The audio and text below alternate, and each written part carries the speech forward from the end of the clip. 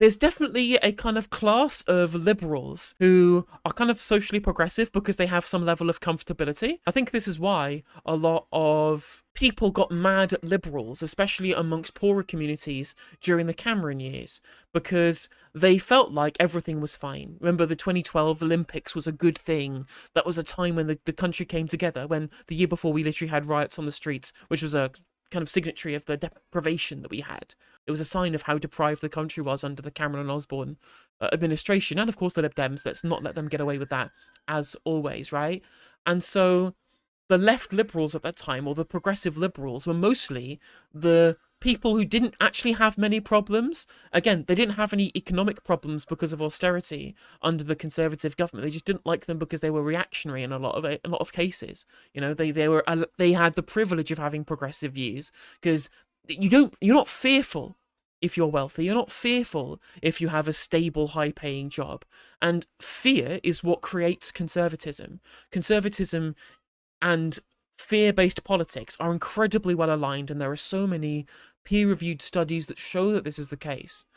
But of course, in a time when that kind of class of people, those left liberal, comfortable people, as a class, are now being squeezed again by the continual gargantuan private equity monster that is consuming so much of society, that is subsuming all of the assets of the country.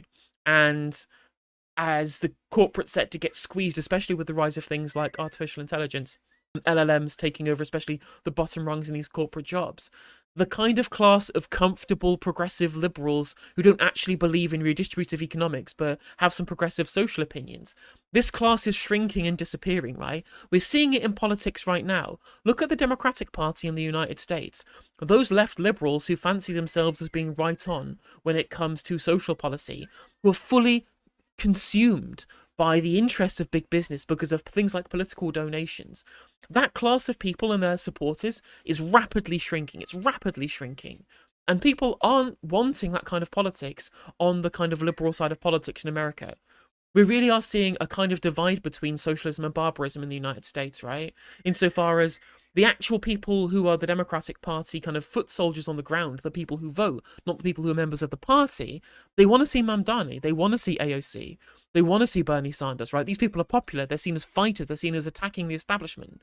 And the liberal elite part of the Democratic Party, the kind of left liberalism types, have no support. No one likes Schumer, no one likes Jeffries, apart from the party apparatchiks. And the same is true with the Labour Party right now. You know, under McSweeney, them trying to be this sensible centrist party of government, the natural party of government, by appealing to these kind of people, by saying, well, we're the party of business, quote unquote. Actually, they're losing a lot of people by even proposing even slight changes that impact the kind of comfortable classes who are paying extra on national insurance employer contributions or on taxes on private schools. And the kind of journalists who are part of this class as well tried to accuse Starmer of fighting a class war.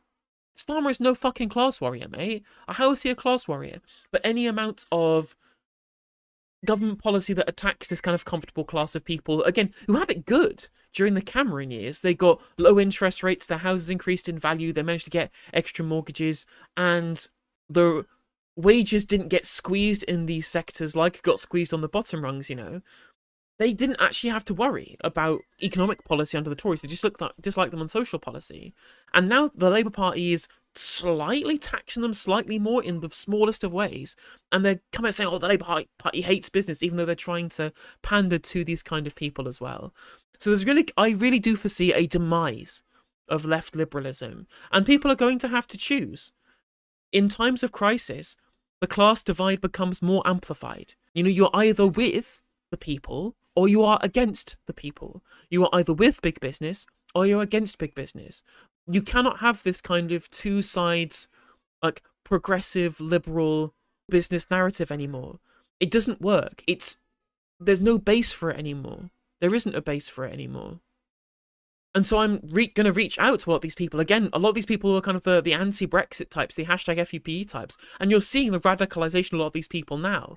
A lot of these people still support Jeremy Corbyn despite him being anti-EU. And the other half of these people, most of the transphobic types, have become like frothing reactionaries now.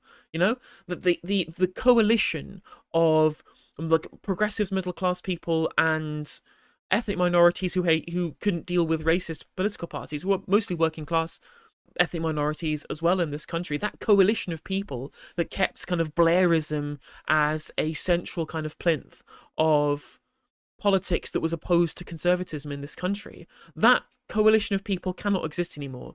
The last time that coalition can ever be put together was in 2024, because these are mostly the people who voted for Keir Starmer. Because the Labour Party saw more votes from comfortable people who were above average earnings than they did from people below that level, who mostly voted either Green or Reform, or who were more likely to vote for Green or Reform than the people who had earned more, you know. So coalition will have been put together for the last time in 2024. That coalition won't exist in 2029. It really won't. And so if the Labour Party want to win, and if parties of the left want to be able to subsume those votes, we have to build a coalition of socially progressive and economically progressive people as well. And I think that there is a large amount of people who do want to see that. Wealth taxes are popular. Nationalisation is popular. In fact, I'm going to talk about this more later on in the stream, but actually multiculturalism, despite being demonized by a lot of politicians in this country, broadly has a lot of kind of tacit buy-in from the population. Most people don't hate their ethnic minority neighbours. Most people don't have any kind of opposition to the fact that we still have like the Windrush generation in this country. Most people in this country are happy living near immigrants, for example. Like the kind of tacit kind of undercurrent of multiculturalism still has kind of tacit support in this country. It just gets demonized largely by a kind of reactionary press. And so there is kind of a base of people who want to see progressive economics and progressive social policy. That's not what Labour are trying to do. They're not trying to build a coalition that includes economically and socially progressive people. They're trying to build a coalition of reactionary people, which is across class divides, right? They're trying to build a reactionary political class of, again, both higher and lower earners who all believe in kind of reactionary politics, you know?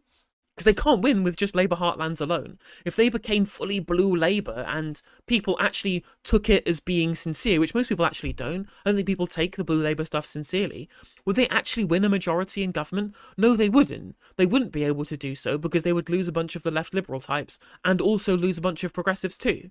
Like, both economically and socially progressive people.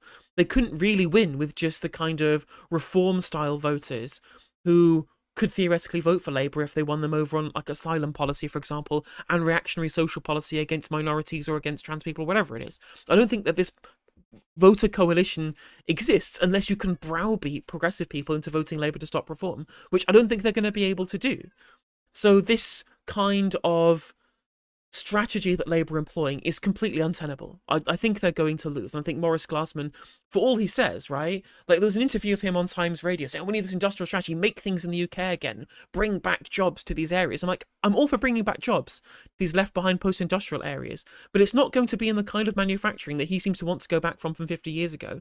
Like, this is nostalgia politics. This isn't pragmatic politics. This isn't any kind of strategy for being able to rebuild the industries of these areas, because that would involve being able to export these products to countries with cheaper currencies than ours. Like, no one is going to be able to afford to buy stuff that we manufacture in this country with the level of currency value that we have at the moment, which is what supports the import-based economy that we have currently. To be able to manufacture things, we would have to devalue our currency and devalue the value of workers in this country.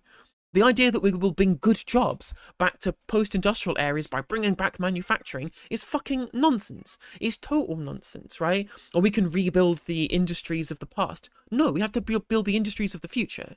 Literally not anything that's going to be workable. What other country would we export to that could afford to pay for commodities that have been produced with labour that's of the value that British labour is, you know?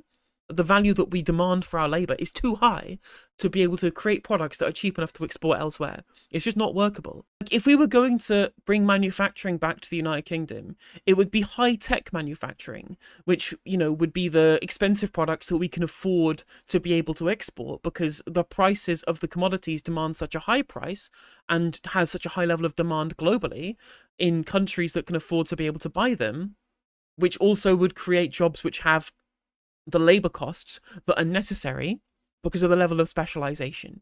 high-tech manufacturing as well. It's mostly automated in modern era. You can't really have like assembly line jobs that Keir Starmer's dad would have pretended that he would have done rather than owning the factory. That kind of stuff isn't the kind of economy that manufacturing can create anymore. And again, this is why Maurice Glassman is kind of promoting some kind of nostalgia politics rather than anything that's actionable currently, you know?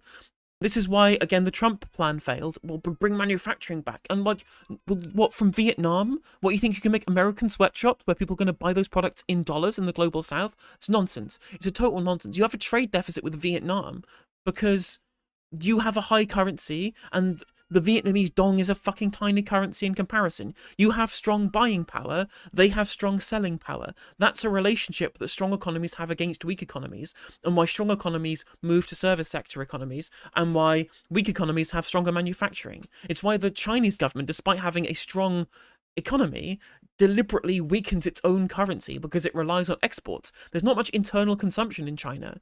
Most of the consumption of Chinese goods comes from outside China. And that's a geopolitical thing, but it's not great personally for a lot of people in China. It means it gives them stability of work, but no one really wants to work in a Chinese sweatshop. Although, to be fair, China's also managing to branch out into the high-tech economy as well. It just means that they make really cheap high-tech products that can undercut other countries too, you know?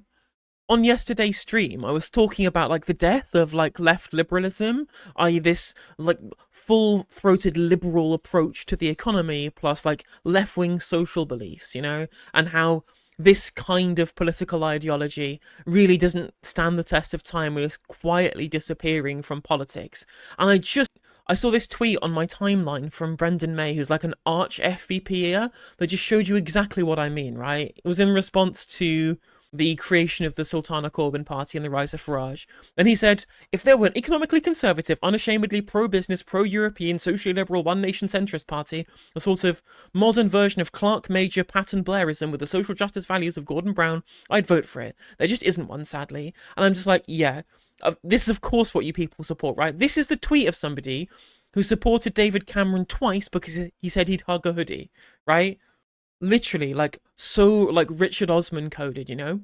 And it just shows you exactly that these people are so universally unpopular in this country. No one likes them on any sector of society. They're universally hated by everybody. Again, they're angry now because they feel like Labour aren't pro-business enough, even though Labour are clearly in bed with business.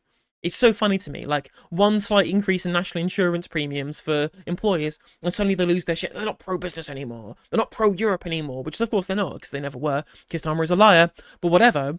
And when it comes to this kind of politics, what, Ken Clarke, John Major, Tony Blair, like, none of these political figures are popular anywhere outside of this very, very tiny sliver of the population. This tiny, tiny sliver of the population, right? This kind of politics, it's dead. It's over. It's totally over. It's never coming back. It just happens to completely coincide with a lot of the people who do journalism in this country. A lot of the political class really still believe in Blairism, you know? Like the John Rentals of this world. This kind of politics, you either turn to the left and you become a socialist, you become, or at base level, a social democrat, someone who isn't, like, fervently pro-business in the way that this guy wants you to be, because you impose slightly higher taxation on the wealthy, or whatever it is, you know? Even social democratic, whilst being at least kind of socially progressive, or you turn into a, like, full-throated right-winger, or you become one of these kind of red-brown types. That's it. That's the future of politics. This kind of stuff is over. It's totally over, and it is not coming back. It's not coming back at all.